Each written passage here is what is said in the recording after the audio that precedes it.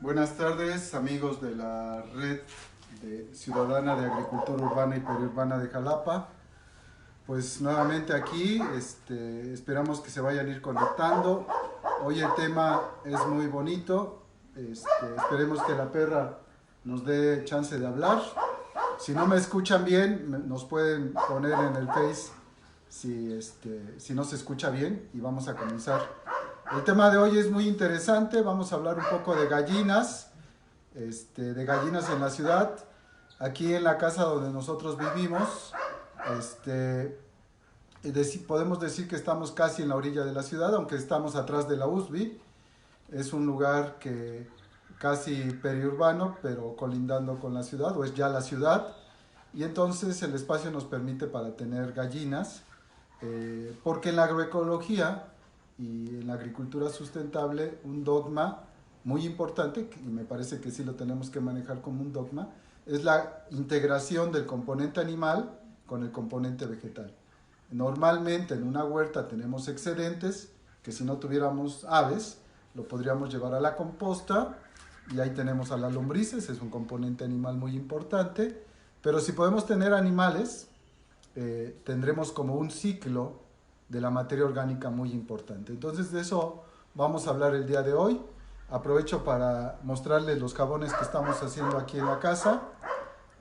Son jabones de aceite de reuso que vamos a utilizar, y entonces aquí en la casa pues normalmente experimentamos múltiples cosas, y vamos ahí aprendiendo. Bueno, pues vamos a hablar un poquito entonces de estos elementos maravillosos, de estas compañeras nuestras y compañeros, que son las gallinas. Hay un autor que genera todo un movimiento a nivel mundial, que se llama Bill Mollison, y que habla de la permacultura. Bill Mollison nos habla de la posibilidad de diseñar el entorno para que podamos manejarlo de manera sustentable y de manera integral. Plantea 3 principios éticos que nos parecen muy importantes y 12 principios operativos, técnicos, que se van dando de múltiples maneras, y que dice que un espacio, nuestro espacio, no importa en dónde vivamos, lo podemos diseñar con estos principios. Cuida la tierra, cuida a las personas, y que haya una distribución justa de los recursos que obtienes en este proceso.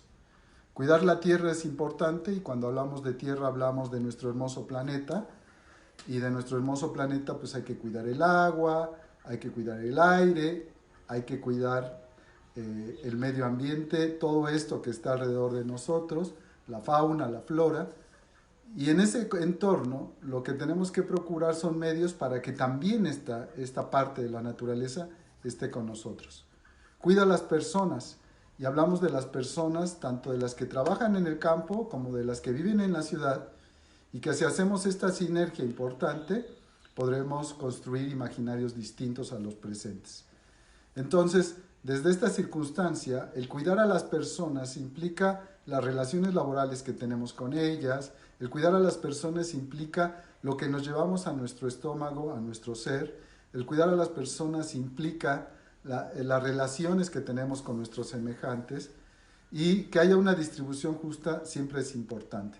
Hoy vivimos en un mundo inequitativo, en donde incluso la tierra no le pertenece a muchas personas, en donde incluso en muchos lugares la gente, los hombres tienen que emigrar, y las mujeres no tienen el título de propiedad de esas tierras. Los hombres siguen teniendo esta tierra. Entonces esta distribución justa de los recursos nos parece que es importante.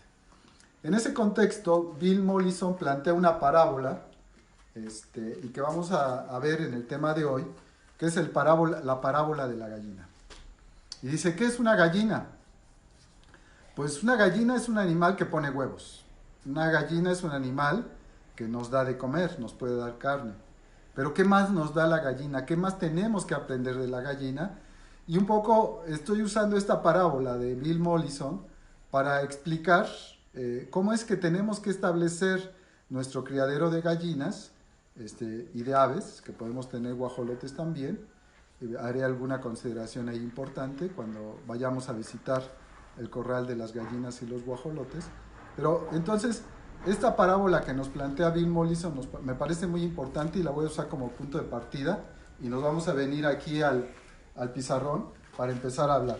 Si se pueden dar cuenta, pues yo soy un artista, mis gallinas son muy bonitas y dice Bill Mollison, ¿cuáles son los productos y comportamientos de la gallina? ¿Qué nos genera la gallina? Nos genera gas metano, nos genera carne, nos genera huevos, nos genera plumas, nos genera estiércol que puede servir como abono, nos genera dióxido de carbono. Un ave, y dentro del comportamiento vamos a ver que vuela, es una cuestión natural de estos animales, escarban y tienen que hacerlo porque ahí buscan parte de su alimento, forrajean, consumen forrajes, se pelean entre ellas y esto es bien importante.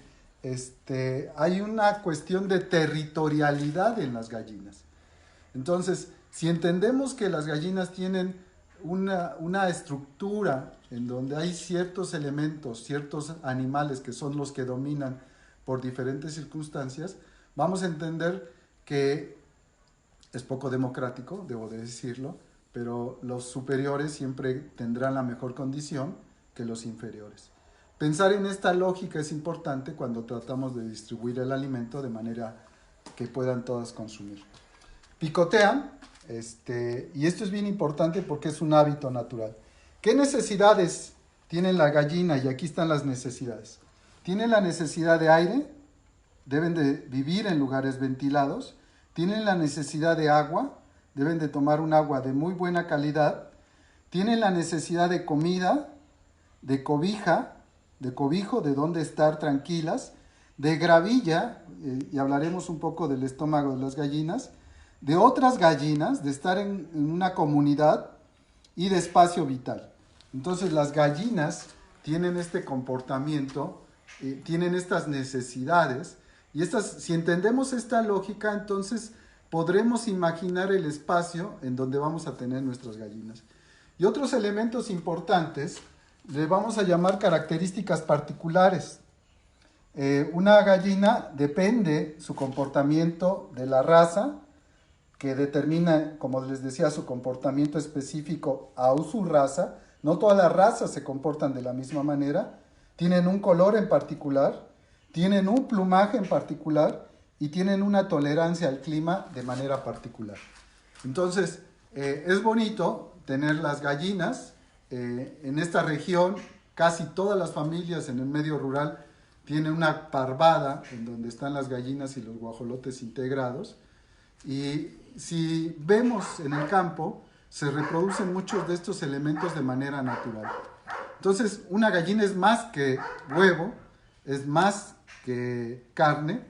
También pueden ser los huesos de la gallina, también pueden ser múltiples elementos. Entonces, y esto es lo que plantea Bill Mollison, en donde dice, aprovecha la energía. Si tenemos una gallina, entonces aprovechemos la energía y el gasto que está generando para los beneficios del propio proceso productivo. Entonces, el componente animal en una huerta diversificada, juega un papel importante por estas características de comportamiento que tienen las aves. Entonces, es muy importante. Pero ya que decidimos tener gallinas, pues entonces tendremos que decidir alimentarlas de manera adecuada para que pues, nos pongan huevos, disfrutemos de esos huevos maravillosos cuando decidamos comerlos. Y aquí me detengo a desmitificar el tema del colesterol y el huevo. Se dice, no comas más de 2 o 3 huevos a la semana porque tiene mucho colesterol. Por supuesto que el huevo de la gallina tiene colesterol, pero recordemos que hay colesterol bueno y colesterol malo. El Instituto de Investigación de Avicultura de España dice que incluso se puede consumir un huevo diario y que no nos afecta en esta parte del colesterol malo. Entonces, sí vale la pena pensar que el huevo es una fuente de proteínas muy importante y en México es quizás una de las fuentes de proteína más importantes que tenemos. Porque es más barato comprar huevo todavía que comprar 1 kilo de carne. Y el huevo entonces es una fuente de proteína importante. cuando se recomiendan estas cosas de cuántos huevos, etcétera, tenemos que ver el ambiente y el ámbito social en donde estamos haciendo esta recomendación. No todas las personas tienen dinero para carne, pero sí les puede alcanzar para comprar huevos. No todas las personas pueden tener un espacio donde criar gallinas, pero si las pueden criar, es importante.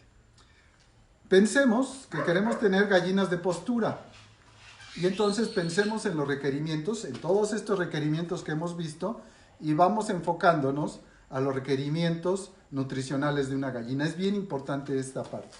Les voy a mostrar enseguida entonces los requerimientos que tendrían las gallinas de postura. Este es un dato para las gallinas de postura y lo vamos a dividir en las semanas que tiene, de 0 a 6 semanas, de 7 a 12, de 13 a 15 semanas, antes de que empiecen a poner y durante la postura. Y vamos a pensar, y esto es bien importante que lo recordemos en la alimentación de las gallinas. Una gallina requiere esencialmente de 4 elementos. Requiere de proteínas, requiere de energía, esto es carbohidratos, requiere de calcio y requiere de fósforo, entre otros elementos. Requiere de muchos minerales, necesita vitaminas, necesita todos estos elementos y se los podemos dar en una huerta diversificada. Y ese es uno de los retos que tenemos, conseguir una fuente adecuada de proteína. A veces es un problema. La proteína que tradicionalmente y que da la mejor proteína, el alimento que da la mejor proteína es la soya. Pero desafortunadamente la gran cantidad de soya que se produce en el mundo es soya transgénica. Algunas iniciativas que producen aves y huevo ecológico lo que hacen es cultivar incluso su propia soya, la tuestan, hacen una torta con esta soya y la van a aprovechar. Entonces, si pensemos que tengo unas gallinas, unas pollitas, y entonces en las primeras etapas de crecimiento van a necesitar 20% de proteínas, de 2.700 a 2.800 calorías, energía, y esto tiene que ver con los carbohidratos, 1% de calcio y 0.7 de fósforo en la dieta. Entonces, conforme van creciendo, y este es un dato importante, los requerimientos de proteínas van disminuyendo hasta que se estabilizan en 15% de proteínas, y los requerimientos de energía primero son bajos, se incrementan y después se estabilizan en 2.860 kilocalorías de energía que necesitarían estas aves y que se las damos en el maíz. El calcio es un dato importante. Empezamos con un requerimiento de una parte de calcio y terminamos con requerimientos de 2.3 a 4.6 y el fósforo a 0.75. Entonces, si tenemos estos requerimientos, les decía, si tenemos maíz, soya y carbonato de calcio, ya lo hicimos. Pueden hacer una buena dieta y sus gallinas van a ser muy felices. Pero si no lo tienen, tenemos que empezar a buscar fuentes de proteína, porque el maíz es relativamente fácil conseguir. ¿Podemos sustituir el maíz como una fuente de energía? Sí. En esta región en donde abundan los cafetales y hay plátanos, podemos deshidratar plátano verde, que es básicamente almidón, o plátano tierno. Lo hacemos en hojuelas y podríamos sustituir muy bien el maíz. Nada más hay que tener, y yo les puedo enviar después una tabla de las equivalencias en cuanto a los gramos que necesitamos de maíz para tener estas calorías y entre los gramos que necesitaríamos de proteínas, de las diferentes fuentes de proteína para lograr hacer esto. Entonces, siempre se vuelve un reto tratar de buscar fuentes de proteína importantes. Algo que se me olvidaba que es también importante en la dieta es la sal. Necesitamos añadir un poco de sal. Yo aquí les voy a mostrar, bueno, el maíz, pues ya todo el mundo lo conoce, es relativamente fácil de conseguir. En la región hay maíz nativo, hay que conseguirlo. Y yo les voy a presentar, dentro de las diferentes fuentes de proteína que hemos estado buscando, esta que publiqué en mi muro de Face, que es la azola. La azola es un helecho acuático. Este helecho acuático tiene la ventaja de, de fijar nitrógeno. Tiene la ventaja de dividirse, multiplicarse rápidamente.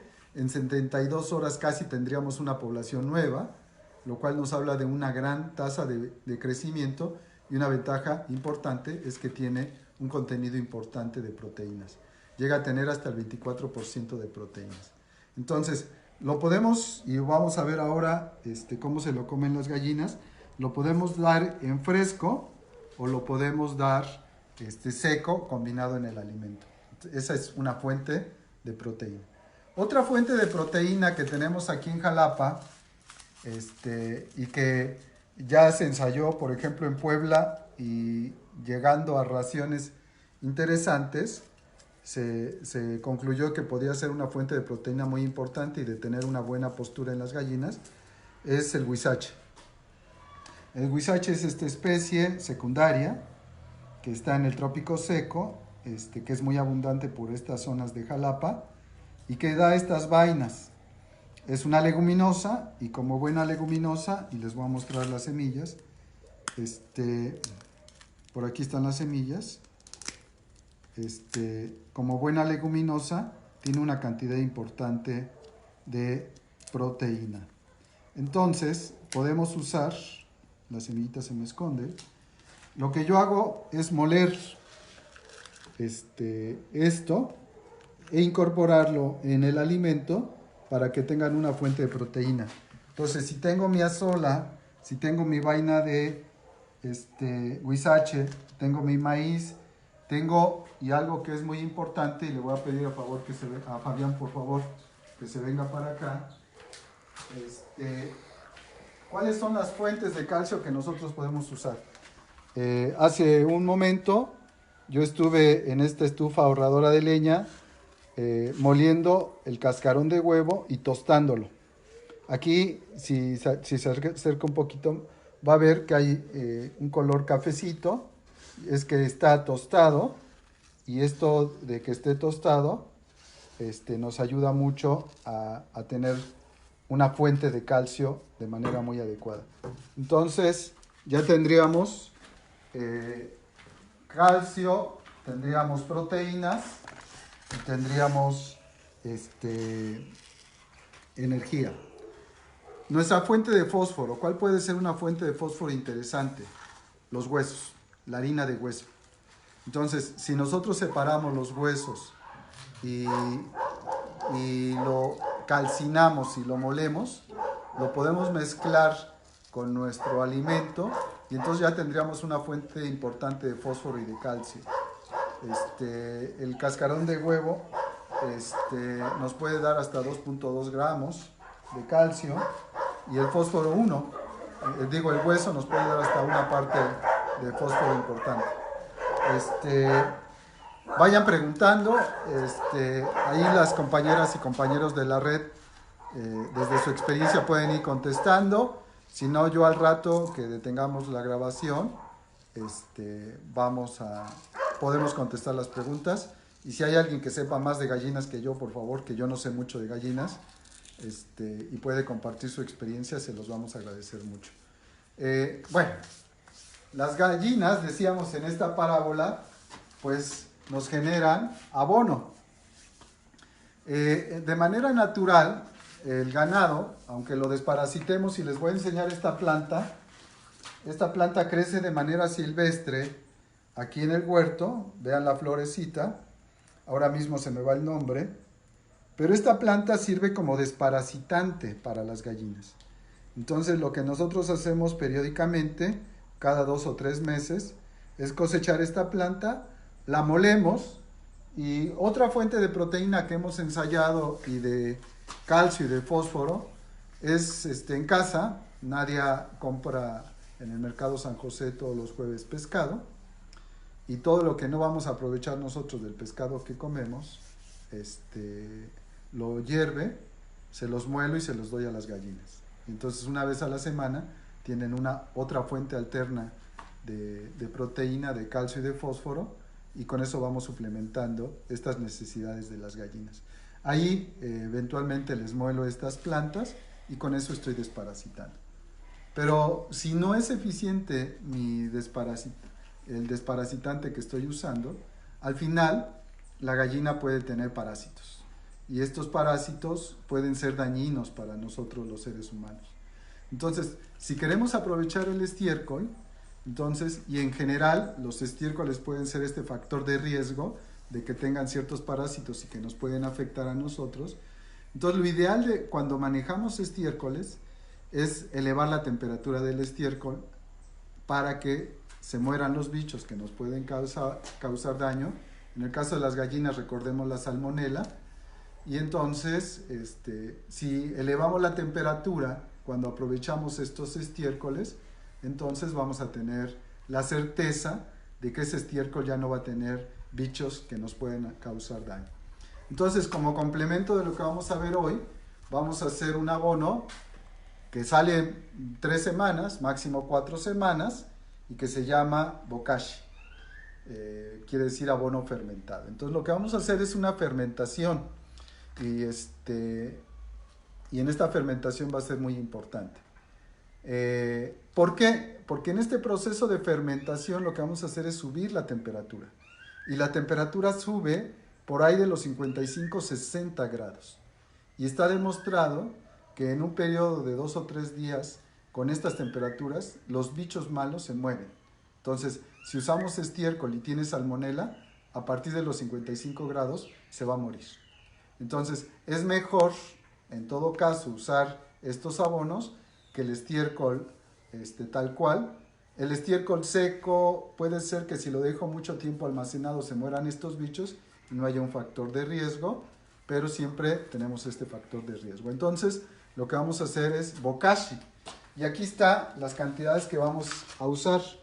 Entonces, el estiércol de gallina parte el bokashi, y esta agricultura alternativa siempre parte de 3 elementos importantes. Las 3 M's que podríamos hablar: los microorganismos, la materia orgánica y los minerales.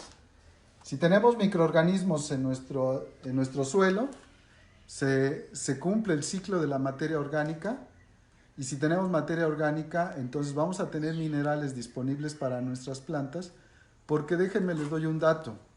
Hoy en el mundo hay 1.8 billones de personas con deficiencias de minerales, de microminerales. Es 1.800 millones de personas en el mundo tienen un problema de deficiencia de microminerales. Y aunque a veces pensemos que como estoy comiendo hortalizas puedo compensar y tener estas cantidades minerales, si mi suelo está desmineralizado, y esto tiene que ver mucho con las prácticas que hago con él, si mi suelo está desmineralizado, entonces tengo que volverlo a remineralizar. Y una fuente de esto son las rocas o las harinas de roca. Entonces, usar harinas de roca va a ser de mucha utilidad.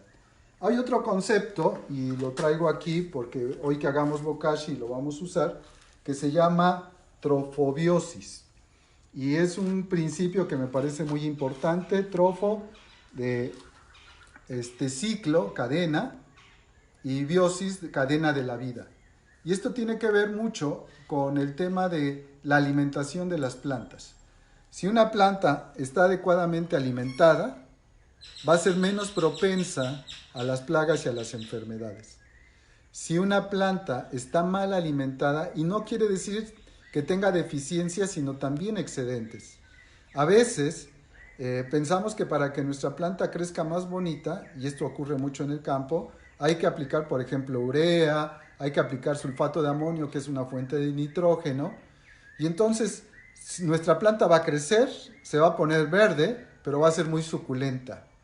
Y si es muy suculenta, va a ser muy atractiva para bichos como los pulgones. Estos chupadores va a estar muy atraída por estas plantas suculentas, porque tienen mucha agua, porque han absorbido mucho nitrógeno. Entonces, cuando nosotros hacemos un adecuado abonado y entonces una producción adecuada de abonos, equilibramos los minerales en nuestro suelo, la planta absorbe todos estos nutrientes macro y micronutrientes, está sana y fuerte y va a ser menos susceptible al daño de plagas y enfermedades. Es el concepto de trofobiosis. de que nosotros, si alimentamos de la manera adecuada a nuestra planta, esta no se va a enfermar. Incluso se dice hoy que las plantas, por las plagas que les llega, son indicadoras del mal manejo que le estamos dando cuando las abonamos. Entonces, ese es un riesgo de los abonos químicos. Si nada más pensamos en estos macrominerales y no pensamos en los micronutrientes. Entonces, cuando pensamos en un abono orgánico, tenemos que tratar de equilibrar estos nutrientes. Entonces, ¿qué vamos a usar hoy nosotros? Un saco de material seco. Esto puede ser rastrojo de maíz, puede ser restos de cosechas, le llamamos esquilmos. Pueden ser, yo hoy voy a usar pasto, porque hace poco podamos el pasto de la casa y voy a usarlo como una fuente de material seco. Este material seco mejora la estructura de nuestro abono. Este material seco se convierte en una fuente de carbono, que es importante en el balance de nuestras compostas, y es como lo vamos a utilizar. Vamos a usar un bulto de materia orgánica, que es gallinaza, un saco de tierra cernida, y es otra vez, volvamos al tema de las gallinas. Las gallinas se escarban, las gallinas revuelven la materia orgánica buscando bichos, y esta propiedad de escarbar nos permite que haya una más fácil incorporación de la materia orgánica en nuestro suelo. Y aprovechando esto es que yo hoy saqué un saco de tierra de muy bonita calidad. Vamos a necesitar 5 kilos de salvado, 5 kilogramos de harinas de roca, 4 kilogramos de carbón y 4 litros de melaza. ¿Para qué me sirve la tierra? La tierra me sirve como una fuente de microorganismos y para darle volumen también a esto. También se me olvidaba, está la levadura, y vamos a usar 100 gramos de levadura. Por ahí le pido a Miguelito que si puede traerse la levadura que se me olvidó. Si me está escuchando, a Miguelito es mi hijo menor. Entonces que me traiga la levadura ahorita que vamos a empezar. El salvado es otra fuente de energía para los microorganismos que van a estar ahí, junto con la melaza. Las harinas de roca son estos minerales que estamos reconstituyendo nuestro suelo, y el carbón funciona para mejorar estructura, funciona como un sistema, como una esponja que va a liberar, que absorbe los nutrientes y que los va a liberar lentamente una vez que esté hecho nuestro abono. Entonces el carbón tiene un papel muy importante. Podemos usar un poco de ceniza si tenemos, que nos daría potasio. Podemos usar estas harinas de roca que vamos a emplear. Entonces, estos son los ingredientes. Vamos a ver que lo vamos a ir agregando en capas y que vamos a ir avanzando poco a poco. Pero bueno, vamos a que conozcan nuestro gallinero, que conozcan a nuestras gallinas, y vamos a ir mostrando ahí algunos detalles con base en lo que comentábamos. Así que si tienen preguntas, si tienen comentarios, los podemos ir resolviendo poco a poco, y si no, pues ya lo vamos resolviendo por escrito. Aquí en la casa nosotros, como sin maíz no hay país, siempre tenemos un pedazo de milpa. Entonces, esta milpa es parte de nuestra identidad, de nuestra forma de ser, de nuestra forma de vida. Nos encanta comer elotes. Aquí tengo 2 razas de maíz, una que se llama Coscomatepec, que es una raza de esta región de Jalapa, del bosque de niebla, y tengo una raza de un maíz que nos regalaron, más tropicalón, pero y si se dan cuenta, se ven los 2 tamaños del maíz. Entonces, el maíz nos comeremos el elote, que lo disfrutamos mucho en casa. Tendremos el rastrojo, que lo podremos usar como fuente de materia seca para hacer nuevamente bokashi, porque aquí en casa tenemos un baño seco. un baño ecológico, y ese baño ecológico lo que hacemos es que cuando se llena es un baño de doble cámara. Entonces, este baño de doble cámara, una cámara se llena, la sellamos, dejamos 8 meses a que madure ahí, que se empiece a descomponer el estiércol, en lo que la otra cámara ya la estamos usando, y después de esos 8 meses ya está degradada la materia orgánica. Si la materia orgánica está degradada, entonces ya la podemos usar. De cualquier manera, nosotros aquí en casa, con esa fuente de materia orgánica, hacemos nuevamente bokashi, elevamos la temperatura, y si hubiera algún parásito, aún después de esos 8 meses, que es lo que se recomienda para que mueran estos bichos que pueden ser patógenos, elevamos la temperatura y tenemos con el bokashi un abono que podemos usar de vuelta en la propia milpa. Entonces nosotros usamos la milpa, la materia orgánica es de la propia milpa y de este bokashi y del estiércol de las gallinas, y entonces hacemos este ciclo de energía, que es otro principio de la permacultura. Vamos a entrar a donde están las gallinas y les voy a ir mostrando algunos detalles que me parecen importantes. A ver si da la luz.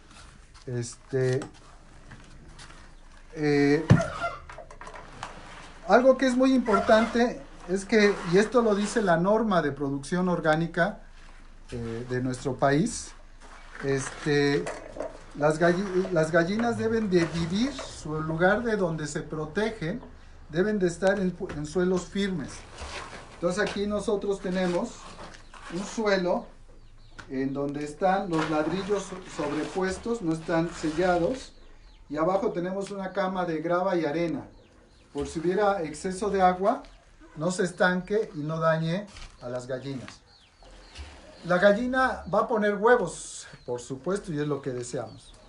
En la naturaleza, ¿dónde ponen los huevos? Y si ustedes alguna vez una gallina se les ha ido, lo van a buscar en un lugar oscuro, en un lugar protegido. Entonces los nidos de las gallinas deben de estar siempre en la parte más oscura, porque es una condición de protección que tienen las gallinas. Nosotros aquí lo tenemos, ahí es en donde van a estar los nidales, y ahí es en donde las gallinas van a poner sus huevos. Entonces es importante en el gallinero, en el lugar donde se van, recuerden que necesitan protección, cobijo, en el lugar donde van a dormir las gallinas, es que va a haber esta protección. Las gallinas necesitan entonces un espacio para dormir, y normalmente, como yo les decía, son muy territoriales. Entonces, las gallinas que tienen un estatus social, que tienen más dominación sobre las otras gallinas, van a dormir en la parte alta de las perchas, y socialmente van a dormir las que menos escala tienen en la parte baja. Entonces no es chiste esa anécdota que la gallina de arriba hace popó a la gallina de abajo. Por eso es que las perchas siempre deben de estar inclinadas, porque la cantidad de estiércol, o el momento en que más popó hacen las gallinas, es cuando duermen, en la noche o cuando amanece. Entonces debemos de separar nuestro gallinero, aquí lo tenemos separado con unas tablas, el área donde se va a ir acumulando el estiércol. Nosotros aquí lo que hacemos es que la cama, para cubrir el suelo, tiene cascarilla de café, y cuando esta cascarilla de café ya se ha ido degradando, lo que hacemos es cambiarla, y esta cascarilla de café le echamos a donde está el estiércol, y se hace una mezcla de cascarilla con estiércol. Entonces este estiércol es el que vamos a ir cosechando, y el que nos va a permitir entonces tener una fuente de materia orgánica.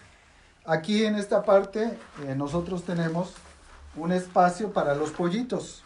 Si se dan cuenta, está elevado, para que nada más entre el pollito, le preparamos su alimento con base en los requerimientos que les acabo de mostrar, les damos su agua limpia, etcétera, pero entonces pueden comer y pueden desarrollarse adecuadamente. Incluso una vez que se aprenden el camino, las mamás los traen, dejan que coman y empiezan a desarrollar otra cosa.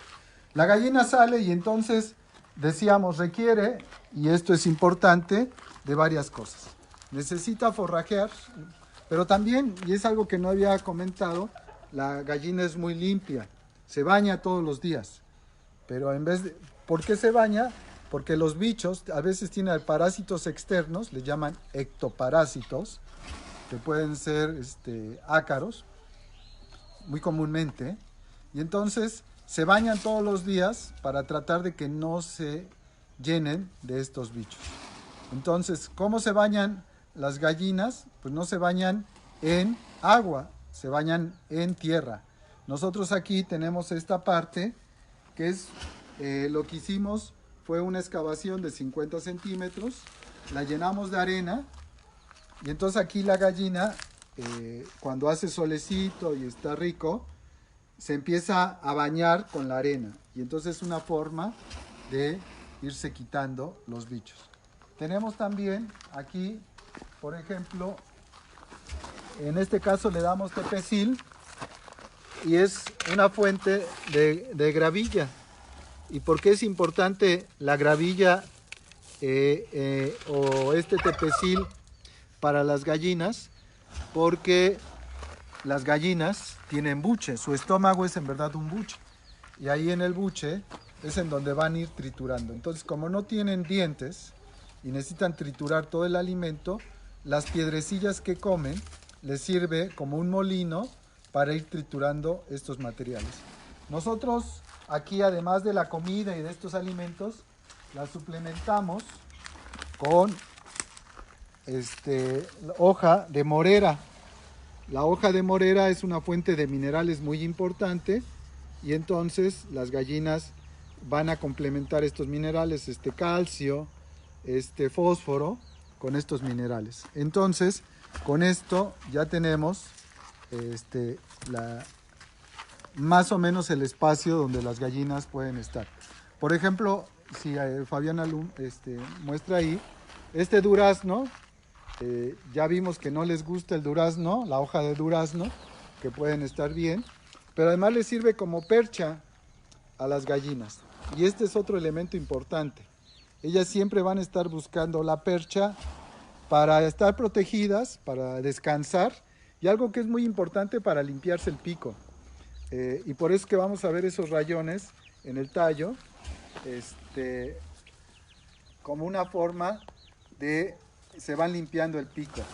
Entonces, es una cuestión de higiene de las propias gallinas. Lo que sí vimos es que les gusta la hoja de naranjo y vean aquí, hasta donde alcanzaron a llegar,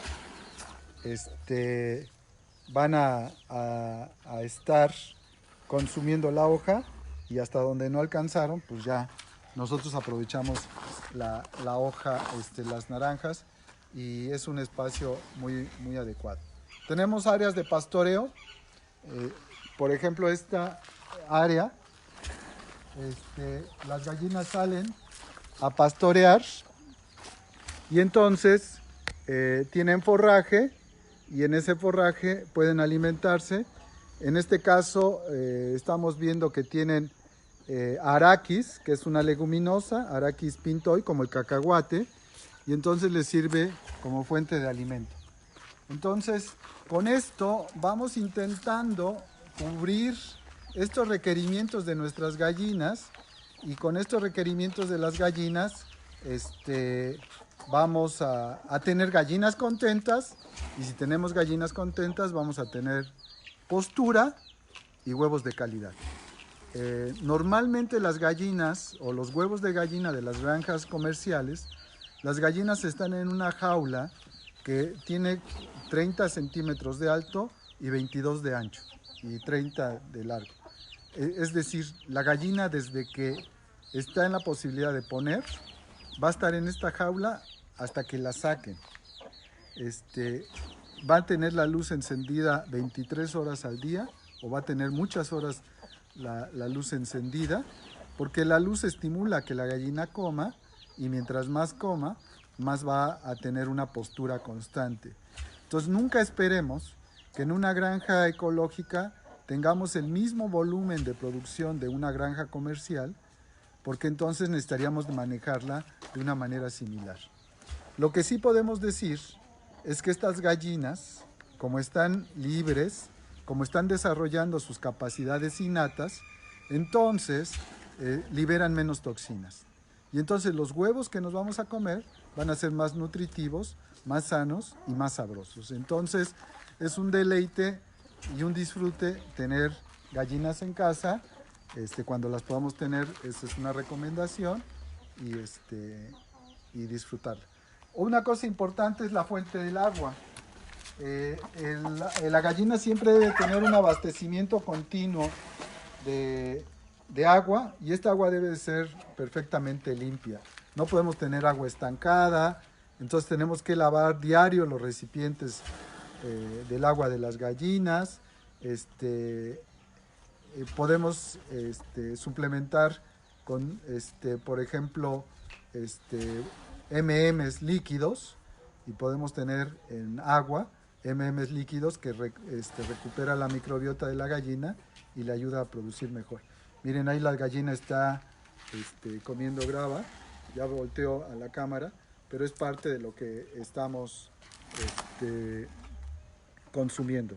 Entonces, pues ya vieron la cantidad de estiércol que se produce, ya vieron cómo están las gallinas en esta casa. Son gallinas felices, y vamos ahora a... Ay, pues también tenemos guajolotes. Y esto es bien importante, y qué bueno que alcancé a ver a nuestro guajolote todo feliz. Porque cuando decidimos tener, y ese es un buen indicador del estado de nuestras gallinas, cuando decidimos tener revueltos guajolotes y gallinas, es muy difícil. Y es muy difícil porque el guajolote es más sensible a parásitos que las gallinas. Podemos tener gallinas enfermas y no darnos cuenta. Me voy a detener aquí un momento porque nos hicieron una pregunta la otra vez. Y entonces, si los guajolotes se mueren por parasitosis, es que el estado de nuestra parvada está crítico. Si tenemos conviviendo perfectamente a los guajolotes y a las gallinas, es que el estado parasitario de nuestra parvada es bajo y están bien nuestras gallinas. Entonces es un buen indicador esto. Nosotros hemos tenido buenas posturas de nuestras guajolotas, hemos tenido buenas crías. A veces la etapa de cría es más difícil, tenemos que pensar muy bien en la alimentación y esto. Alguien me preguntaba, les gustó mucho nuestro cernidor de materia orgánica, y decían, ¿cómo es que lo atan? Aquí, y me voy a detener antes de hacer el bokashi, hoy estuvimos usando mucho el cernidor. Lo que nosotros hicimos, y esto es algo importante, es tener una malla no tan cerrada, es una malla más abierta. Hicimos un bastidor de madera, le hicimos estos cortes aquí para que cuando yo ponga mis manos sea fácil mover. Esto es como opera este cernidor. Pusimos unas cadenas, aquí reforzamos nuestro bastidor por el tamaño que tiene, y para que no se desgaste la madera le pusimos unas mangueras, pusimos cadena, y esta cadena la sujetamos con alambre y listo. Entonces tenemos algo que es muy resistente, tenemos algo que es relativamente ergonómico. Puede estar tan alto, tan bajo como quiera la persona, y es un movimiento sencillo. Entonces yo nada más le echo los elementos que quiera y nada más tengo que mover para adelante y para atrás, y entonces no hago tanto esfuerzo como cuando lo hago con una criba normal. Entonces hay quien tiene unas que tienen unas patitas allá y simplemente yo lo subo y no es necesario las cadenas, pero en estos casos vamos a... alguien me preguntó sobre la cernidora, y aquí aprovechamos unos tubos. Antes nosotros, antes teníamos jitomates, antes que teníamos un invernadero, que hoy es nuestra huerta, que ya les he mostrado, y cultivábamos jitomate, y estos tubos los usábamos como parte de los tutores para poner el alambre, por eso es que tienen esos cuadritos ahí. Y como ya no tenemos ni invernadero porque no queríamos plástico, porque el plástico es un contaminante y ya no cultivamos el jitomate así. Lo aprovechamos para poner esta cernidora, pero ustedes pueden prescindir de esta parte del tubo y poner una estructura similar y entonces lo pueden hacer muy fácilmente. Bueno, si están aburridos, si están cansados, podemos hacer una pausa. Yo necesito que mi hijo menor me traiga la levadura.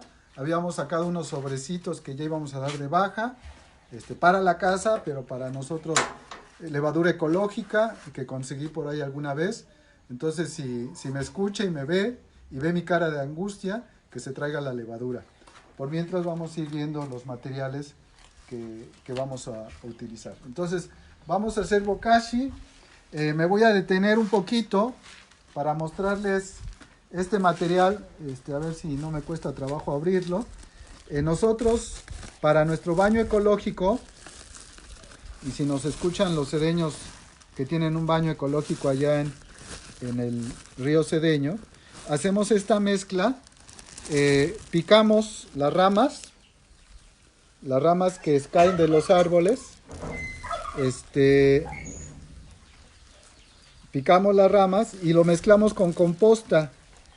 Entonces esta mezcla de composta con trituración de ramas es excelente para el baño ecológico. Aquí ya tenemos una buena dotación para nuestro baño ecológico. Entonces,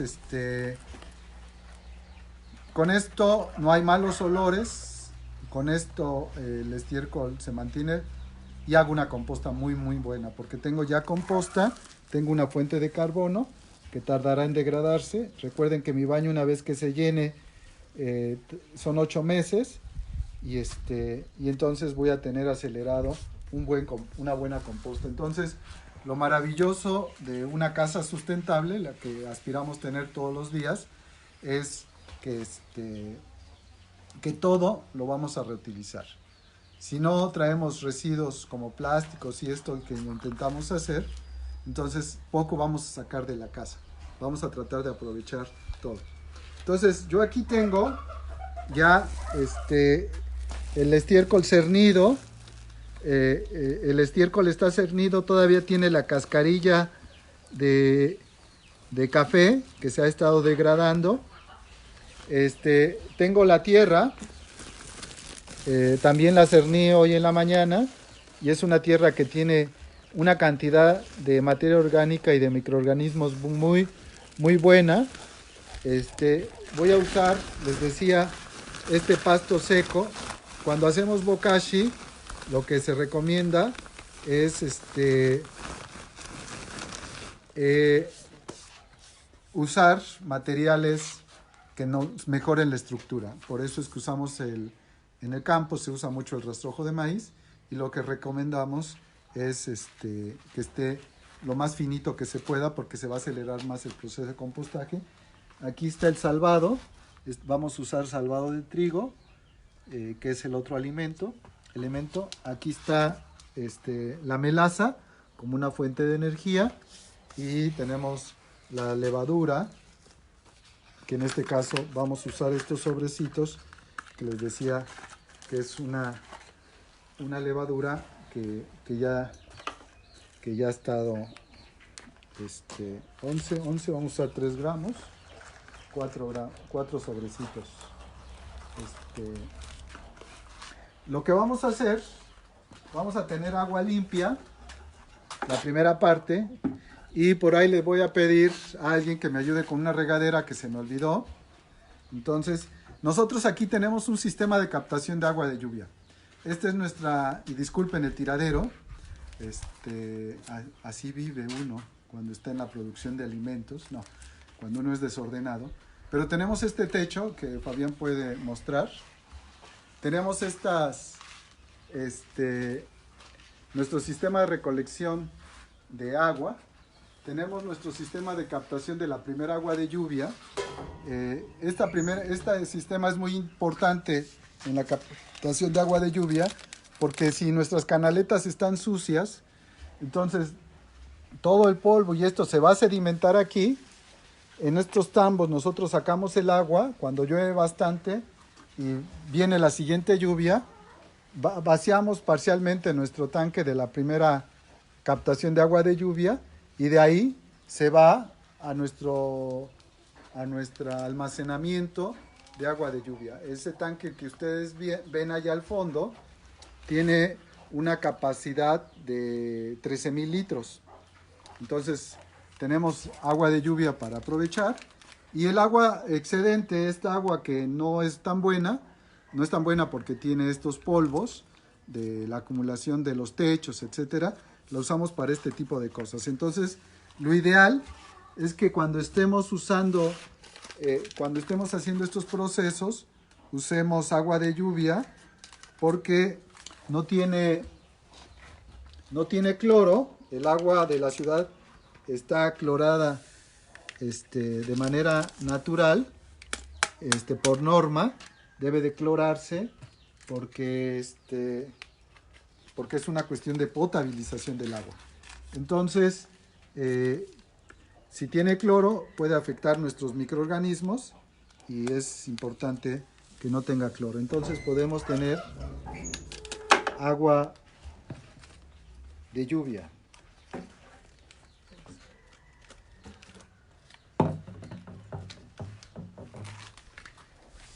Entonces lo que vamos a hacer va a ser revolver nuestra levadura. Vamos a revolver nuestra levadura. Voy a agarrar un sobrecito más. Voy a revolver mi levadura y voy a revolver aquí también mi melaza. Entonces, ya aquí tengo estos elementos. Voy a agregar la melaza.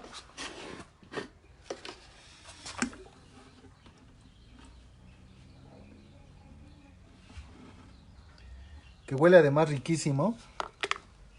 Es una fuente de energía muy importante. Gracias, Laurita, por aclarar qué son los MM. Son microorganismos de montaña. Muy bien. Gracias por estar ahí contestando y atento a las preguntas. Le voy a echar un poquito de agua aquí.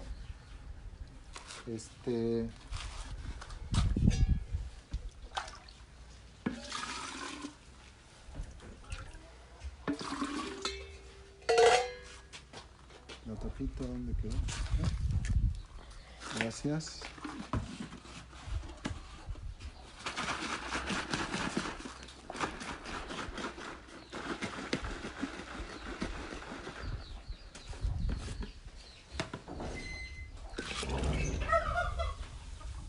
Todavía tiene ahí un poquito de agua.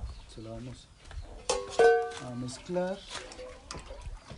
Está rota la No importa. o está con la manguera. Entonces lo estoy revolviendo.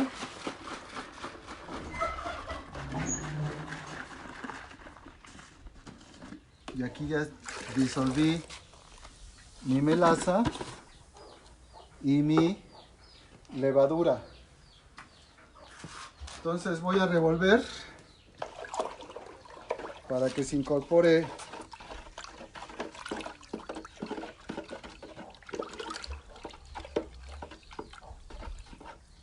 muy bien. Una de las características del bokashi es que nada más le voy a agregar agua al principio y ya después no le voy a volver a agregar agua.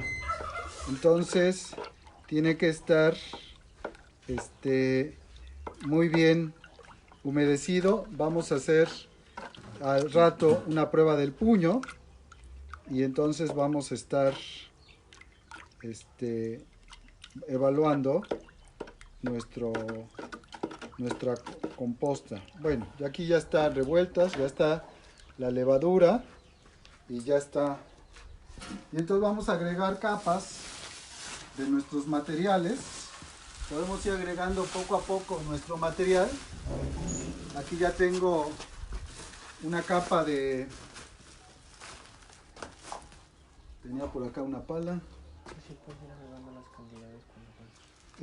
Vamos a ir agregando poco a poco en pequeñas capas. Recuerden que en la fórmula que les anoté en el pizarrón y que está en el video, entonces dijimos que iban a hacer una lona de cada uno de estos materiales. Voy a agregar material seco.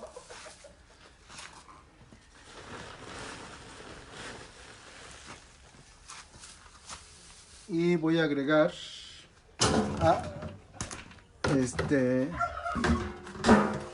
tierra.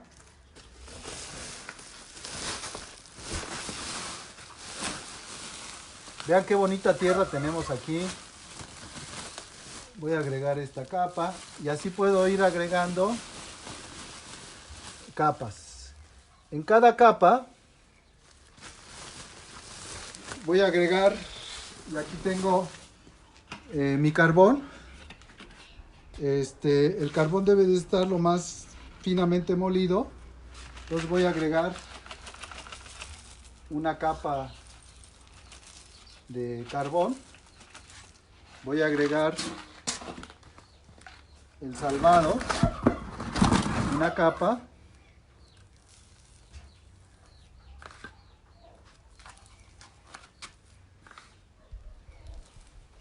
Idealmente tendríamos que ir regando, pero como lo estoy haciendo yo solo porque el camarógrafo está grabando, lo vamos a... Le voy a echar entonces tantita agua. Y así voy a ir agregando capas, diferentes capas. Recuerden, en este caso la proporción fue una lona de material de estiércol que tiene ya cascarilla de café. Tiene una capa de tierra y una capa de material seco. Voy a agregar otra capa. Esto lo hacemos con la idea de que se nos vaya humedeciendo nuestro material, de que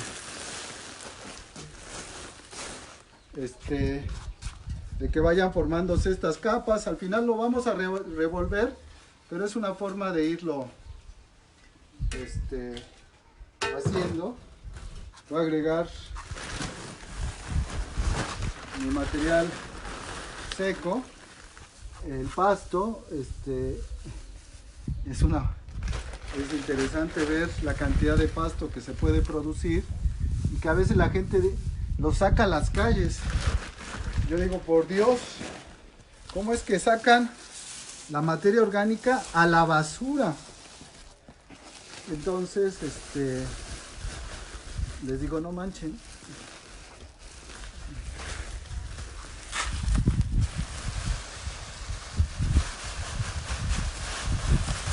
Vean qué bonita tierra tenemos. Es esto que hacen las gallinas y que nos producen una maravillosa tierra. Tiene una cantidad de microorganismos maravillosa.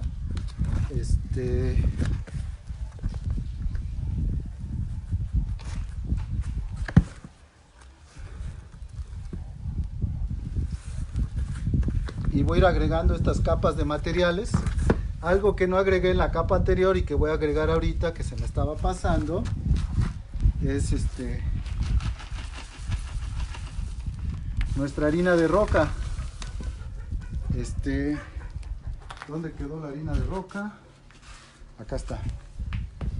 Entonces vean, nosotros tenemos estas piedras que estuvimos triturando hace un rato, piedras de diferente color.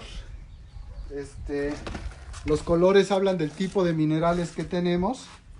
Entonces podemos ir usando diferentes rocas, nos irán integrando diferentes minerales y serán muy importantes para la producción de nuestro abono orgánico. Entonces voy a agregar un poquito más de la mezcla de melaza y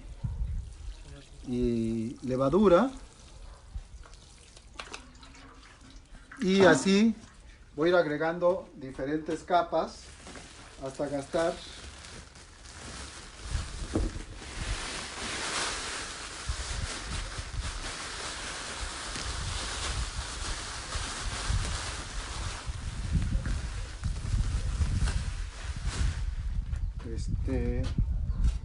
Mis materiales, que recuerden, usé una lona. Este es el estiércol, esta es la gallinaza. Está bien bonita, la cerní. Entonces, quedó bonita. Voy a agregar mi material seco, que también está triturado y molido. El orden, no se preocupen, porque al final vamos a revolver todas estas capas. Esta es la tierra, que también tiene microorganismos.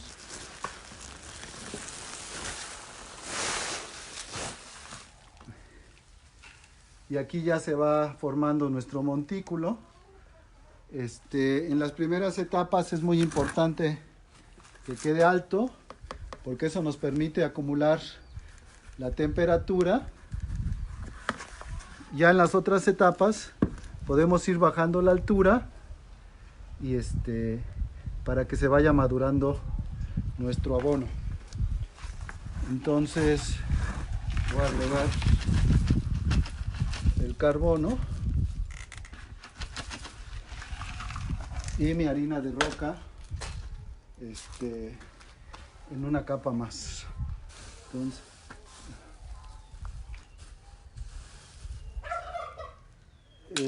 este carbón es de las carnes asadas que hacemos aquí en la casa, de estas carnes que vende nuestro querido amigo de La Rumorosa. Es una carne orgánica. En Veracruz tenemos el privilegio de que hay un productor de carne orgánica, Pedro Parada, si mal no recuerdo el nombre. Es un excelente ganadero del norte de nuestro estado.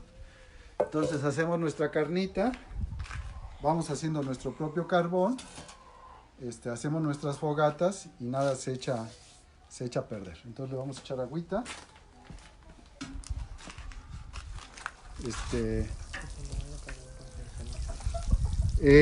Me preguntan que si en lugar de carbón puede ser ceniza. No, sí necesitamos el carbono, por lo que les decía. El carbón funciona como una esponja, un mejorador de la estructura, y la ceniza no tiene estas características. La ceniza nos aporta potasio, pero no nos aporta esta característica. Le pregunto a la gente que recuerde cuando era, antes de que hubiera tanta tecnología, que antes se ponía un pedazo de carbón en el refrigerador, no sé si lo recuerden. ¿Y con qué intención se ponía el carbón en el refrigerador? Para absorber los malos olores. Entonces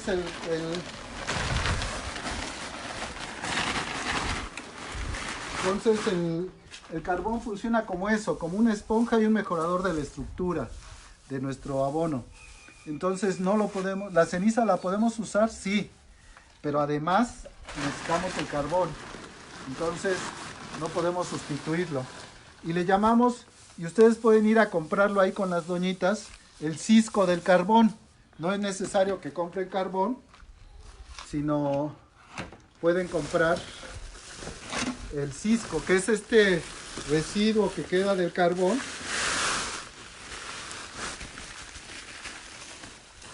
Esta es una chulada. Va a quedar de rechupete este bokashi. Entonces no podemos sustituir el carbón con la ceniza. Sí le podemos agregar ceniza, sí, pero no lo podemos sustituir. Va. ¿Cómo? Evitar las hormigas por la melaza. La La melaza trae hormigas. La melaza va a traer hormigas. Le voy a echar la harina de roca. Sí, pero no se preocupen, nuestro bokashi va a calentarse a 55-60 grados y entonces la hormiga se va a ir, no se preocupen. Pero sí necesitamos melaza. La pregunta mejor sería, si no consigo melaza, ¿qué puedo usar? Pueden usar azúcar, pueden usar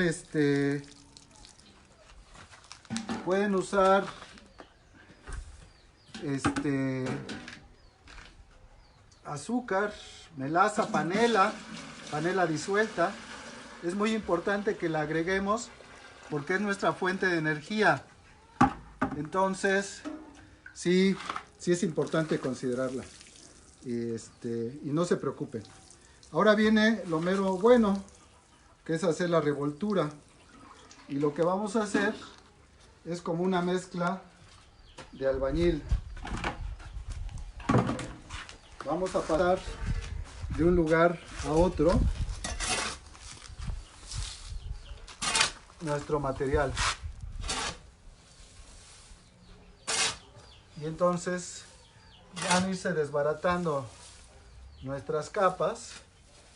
Vamos a tratar de que se revuelva.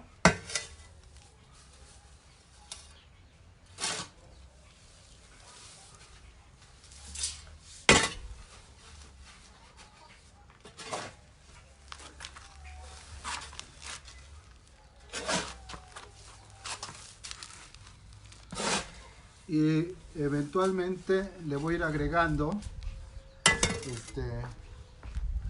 mi solución, mi melaza, para ir humedeciendo poco a poco.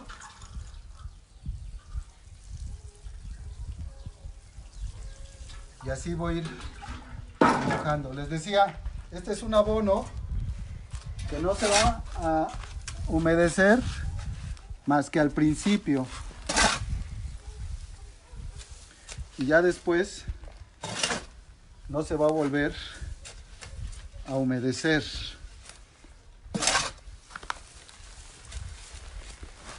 Entonces, se tienen que ir incorporando.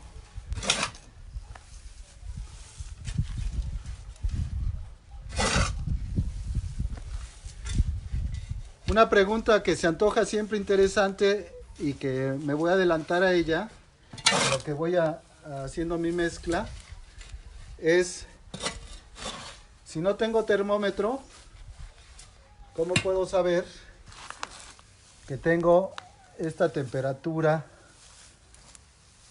de 55 grados? La forma práctica de medir esto es que van a poner una varilla de fierro. Ahorita se las enseño. Y la van a dejar ahí unos minutos. Si después de ese tiempo ustedes sacan la varilla y está tan caliente que apenas la pueden tocar, es que tiene esta temperatura que les estoy diciendo. Entonces,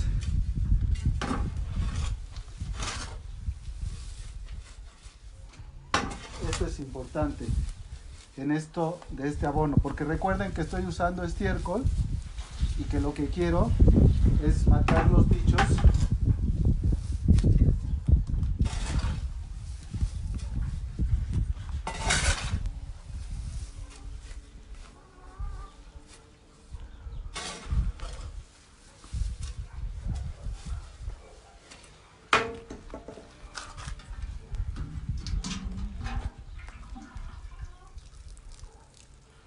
Le voy a echar más agua.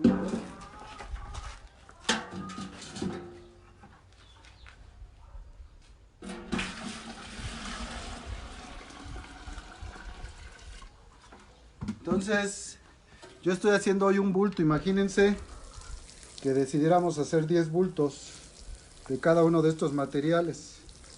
Entonces, el bokashi es un abono comunitario. Siempre hay que hacerlo con la demás gente, porque es muy buen ejercicio.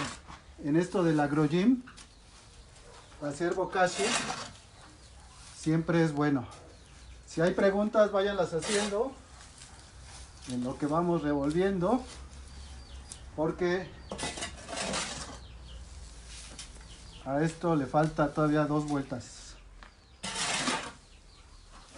¿No hay preguntas por ahí? Sí, dice Luis Montiel. Ajá. Con tanta materia orgánica del campus no podemos hacer bokashi V y comercializar.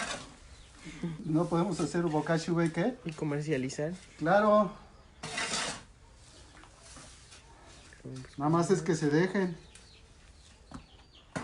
Que se dejen ahí y hacemos el abono que con toda la materia orgánica que tenemos allá en el campus V.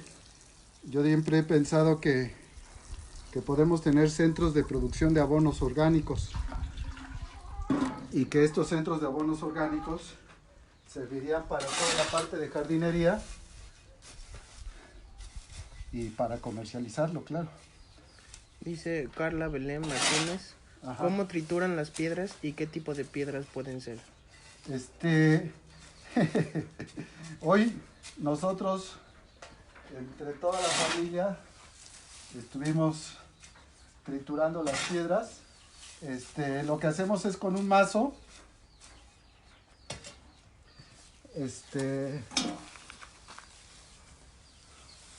lo vamos rompiendo en pedazos y después tenemos un molino de piedra. Ahorita se los enseñamos. Con ese molino de piedra, vamos triturándolo finito y se va haciendo la harina de roca. ¿Qué harinas de roca o qué rocas? Mientras más colores y diversidad, más minerales van a tener. Entonces pueden ser los que ustedes deseen.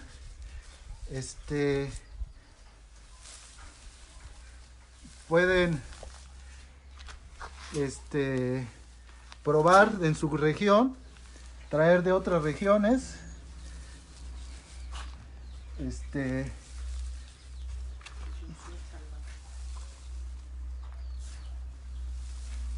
Y entonces pueden usar las harinas de roca que ustedes quieran.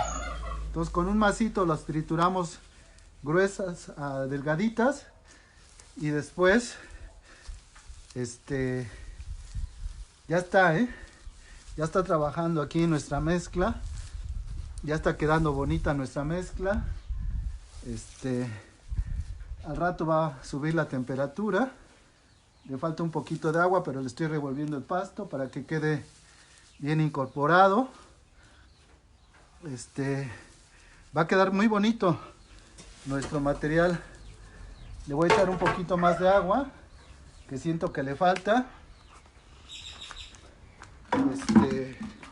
Pero ahí va nuestro bokashi. Así que vayan preguntando para que no se aburran y yo no sienta la fatiga. Si ponemos azúcar, la rociamos así nada más. ¿Y como cuánto ponemos? Nosotros usamos 4 o 5 litros de melaza. Entonces serían 5 kilos de azúcar para estos bultos que acabamos de usar. Y lo que tenemos que hacer es revolverla en agua, disolverla en agua. Entonces podemos aplicar nuestra solución como yo lo hice con la melaza, que la disolví. Y entonces podemos usar ese azúcar así. ¿La preparación es bajo techo o al aire libre? Sí, esa es una muy buena pregunta, gracias por la pregunta. Tiene que estar protegido de la humedad. Imaginen que hoy me llueve y se me echa a perder mi abono. Entonces tiene que ser bajo techo. Si no tuviera un techo maravilloso como el que tenemos aquí, lo que pueden hacer es cubrir su abono para que no le caiga más agua. Aquí la norma es que el agua que tiene, y ahora vamos a hacer la prueba del puño, es el agua que va a tener durante todo el proceso. Entonces, buena pregunta. Idealmente tiene que estar bajo techo y tenemos que irlo cuidando. Ahora, esto que estoy haciendo mañana, si no es que al ratito, los microorganismos van a empezar a trabajar y la primera fase de esta composta se llama termófila, que quiere decir que se va a incrementar la temperatura de manera notable. Entonces, los primeros 5 días, lo que voy a hacer es voltearla 2 veces, como lo estoy haciendo ahora, en la mañana y en la tarde.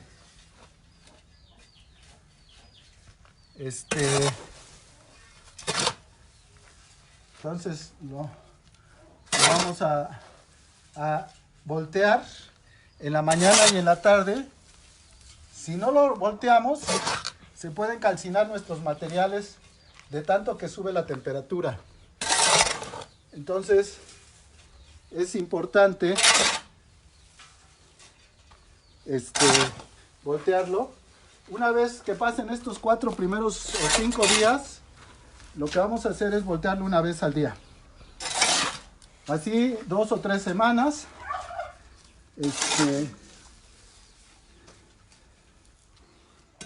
Voy a agregarle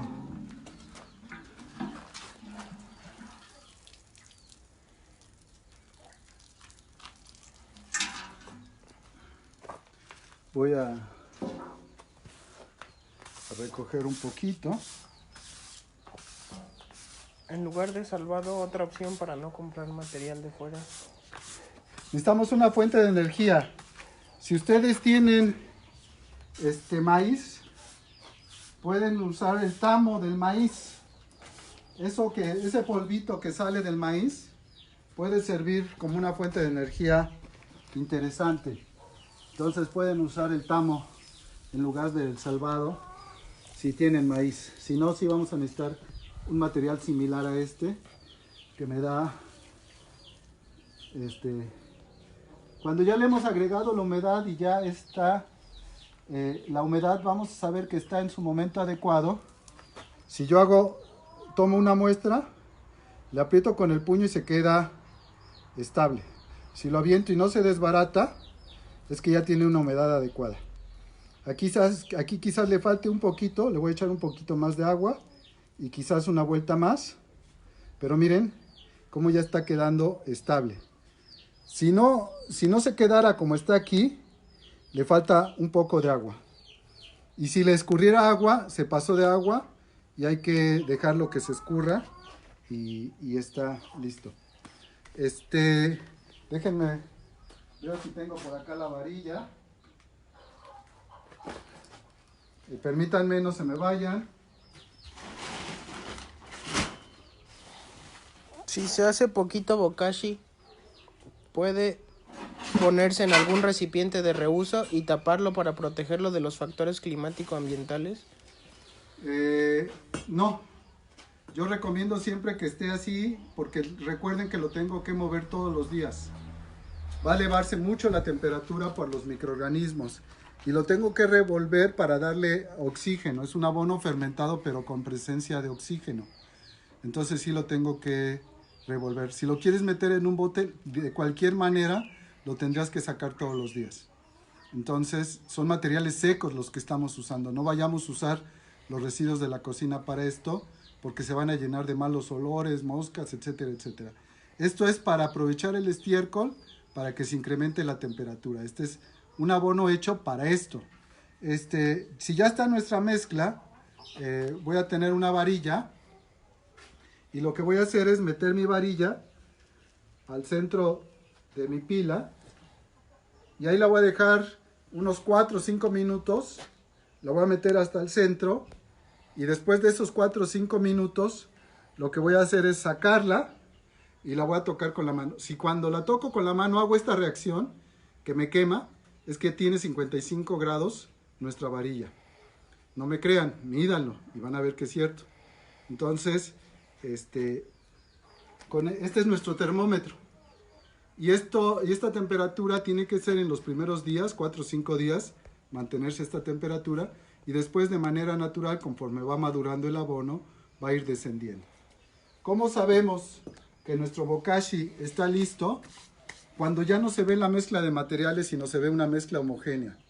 Cuando la mezcla ya está homogénea, es que ya está nuestro material listo. Lo que yo voy a hacer ahora es cubrirlo con este plástico.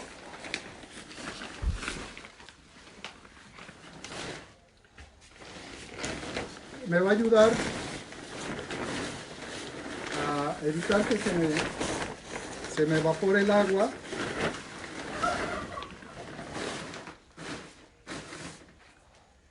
Y me va a mantener la temperatura y me va a permitir que trabaje muy bien mi bokashi. Entonces, síntesis. Usé un material que mejora la estructura, rico en carbono. Aquí se recomienda el rastrojo, pero yo usé pasto de la casa. Si se dieron cuenta, había un poco de problema al revolverlo, pero una vez que ya se va revolviendo, va quedando una buena mezcla. Está perfectamente picado porque lo hicimos con una desbrozadora. Entonces no es las tiras de pasto largo, sino es finamente picado. Usé estiércol, que a su vez tenía la cascarilla de café. Entonces estoy mejorando la estructura de mi composta. El estiércol es una fuente de materia orgánica muy importante. Tiene una cantidad de fósforo interesante por el estiércol, que es de las gallinas, y por supuesto nitrógeno. Usé tierra negra, tierra de monte, que ya tiene microorganismos de montaña. Puedo añadir yo microorganismos de montaña, ya sea sólidos o líquidos, a eso le llamamos MM. Usé el salvado, usé la melaza, utilicé la levadura, las harinas de roca y el carbón. Puedo usar otros elementos, por ejemplo, puedo usar, en algunos lugares usan pulque y le agregan pulque, o yogur de ese que ya se nos pasó y le puedo echar yogur, puedo usar yogur. ¿Qué le estoy añadiendo aquí? Lactobacilos. Y esos son los primeros microorganismos que van a acelerar la descomposición y el incremento de la temperatura, y entonces voy a tener una buena fermentación de mi abono. Recuerden, ese es el papel de la levadura, acelerar la fermentación. Por eso le llamamos bokashi, abono fermentado. Necesita oxígeno, por eso hay que voltearlo, y entonces es la forma de aprovechar mi estiércol. Entonces, tengo gallinas, tengo huevos, tengo carbonato de calcio, consigo vainas de huizache, puedo conseguir, tengo mi azola, tengo fuentes de proteína, tengo la morera, que me da minerales. Entonces la idea es ir imaginando e incorporando en el huerto los elementos que nos los puedan dar. ¿Lo puedo tener en un departamento? No, esto no es para tenerlo en un departamento. ¿Lo podría tener en la azotea? Sí puedo tener en la azotea gallinas. Nosotros conocimos algunas experiencias de personas que tenían gallinas en la azotea y podían tener su propio bokashi si hacen una infraestructura mínima. Ahí todo está cercado y se le proporciona a las gallinas mucho de los restos de la cocina. Algo que es muy importante es que podamos aprovechar estos espacios. Y algo que es muy importante es que cuando empezamos con las gallinas, de repente se nos hacen 3, se nos hacen 5, no las quiero matar porque pobrecitas, y después se vuelve un problema porque entre ellas empieza el canibalismo. Cuando tengo densidades muy altas y pequeños espacios, entonces su comportamiento se modifica, empiezan a picarse entre ellas, y con tantita sangre que haya, ellas van a empezar a buscar ese lugar porque les gusta. Entonces, tener la densidad adecuada de población para los espacios que tenemos es muy importante. Si no tengo para darles de comer, no puedo tener muchas gallinas. Puedo tener gallinas, pocas, con un gallito para que sea un huevo, las gallinas sean felices, los huevos sean ricos, y puedo tenerlos. Puedo tener crías, etcétera, etcétera. Y puedo hacer este abono con mis estiércoles. Insisto, nosotros aquí en casa llegamos a hacer bokashi del estiércol que sacamos de nuestro baño seco, y perfectamente, si se eleva la temperatura, tenemos un buen material. Ya estamos por terminar. Agradecer la paciencia, las preguntas, muy interesantes las preguntas. Me llenan de mucha alegría porque me dice que están atentos con el tema, que es un tema que les puede estar gustando. Lamentamos mucho que no podamos reunirnos como cada 15 días de manera presencial en una casa distinta. Contarles, y ya para ir cerrando esta parte, que los grupos de apoyo para la producción de alimentos en casa están siendo toda una experiencia. Ya tenemos 12 grupos formados en este momento, 12 grupos de apoyo distintos. Vamos hoy, con todas las demandas que tenemos, a formar 3 o 5 grupos más. Tendremos ya pronto 18 grupos de apoyo para la producción de alimentos en casa. ¿En qué consiste esto? Esto es muy sencillo para los que no lo han escuchado. Formamos grupos entre 5 y 10 personas, 4 o 9 aprendices, depende del grupo, pueden ser 5 o 6, pero nunca más de 10, para que sea fácil manejar el grupo. Una persona facilitadora, una persona que tiene experiencia en el manejo del huerto, que le gustaría compartir sus experiencias. Integramos un grupo APAC y entonces a partir de ese grupo APAC empezamos a intercambiar ideas, empezamos a intercambiar puntos de vista, etcétera, etcétera. No importa de dónde seas, porque el tema es justo que formamos lo que le llamamos comunidades de aprendizaje. Empezamos a intercambiar conocimientos, recetas, formas de ver el huerto y desde aquí quiero agradecer a todas y a todos los facilitadores que están ahora en estos grupos APAC, porque lo están haciendo de manera maravillosa. Están proponiendo formas muy innovadoras de formar sus grupos. Ya tienen nombre sus grupos APAC, de resiliencia, de rábanos, de construcción, de muchas formas están haciendo estos grupos de apoyo para la producción de alimentos en casa, porque una vez que termine la pandemia, y hoy lo sabemos, la circunstancia económica no va a ser fácil. El poder producir alimentos en nuestra propia casa, aunque sea pocos. El poder producir alimentos en el espacio urbano, haciendo huertas comunitarias. El ser solidarios con los pequeños productores y consumir de ellos sus productos nos va a ayudar mucho en esta crisis económica que se viene. No nos podemos quedar sentados en nuestra casa lamentándonos que no podemos salir. Podemos usar parte de nuestro tiempo, si nos queda un poco de tiempo después de trabajar o de hacer cosas, para aprender sobre el huerto. Nosotros hemos estado conversando con las autoridades municipales en el caso de Jalapa y el alcalde está muy interesado en impulsar un proyecto de agricultura comunitaria en la ciudad. Entonces, qué bueno que se estén formando estos grupos de apoyo para la producción de alimentos en casa, para que tengamos la experiencia, tengamos el conocimiento y cuando podamos salir de vuelta a las calles, después de abrazarnos entre todas y todos y celebrar que estamos vivos por fortuna, empecemos a trabajar en la reconstrucción, no de nuestro país, porque nuestro país ahí está fuerte, en la reconstrucción de nuestra forma de vida. Reflexionemos sobre lo que consumimos, reflexionamos sobre la forma en que me relaciono con las otras personas, reflexionemos sobre la posibilidad verdaderamente de hacer comunidad en el ámbito local y regional y desde ahí construyamos un nuevo escenario de vida para vivir mejor. Esa es la invitación que le hacemos desde la Red de Agricultura Urbana y Periurbana de Jalapa. Esa es la invitación que les hacemos todas las facilitadoras de los grupos APAC, que vaya un reconocimiento público a todas y todos ellos, y es la invitación que les hacemos. Para sumarse a este proceso de grupos APAC, tiene que escribir al correo apacmexico@gmail.com. apacmexico@gmail.com. Nos dice, quiero ser aprendiz, quiero ser facilitador. Nosotros les asignamos su grupo APAC. Su facilitador les va a decir más o menos cuáles van a ser las dinámicas que se van a desempeñar en su grupo y van a empezar a aprender a cultivar de sus propios alimentos. Van a cultivar sus propios alimentos. Muchas gracias por el tiempo, muchas gracias por las preguntas y estén atentos a nuestro Face, que ahí estaremos dando información sobre este proceso que queremos impulsar.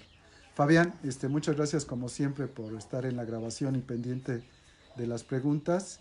Gracias a Miguel y a Nadia que estuvieron atentos a los materiales que se me olvidaron como la levadura y la regadera. Y pues aprovechemos el tiempo ahora que lo tenemos. Hagámoslo en familia y sonriamos y seamos felices. Hasta la próxima. Muchas gracias.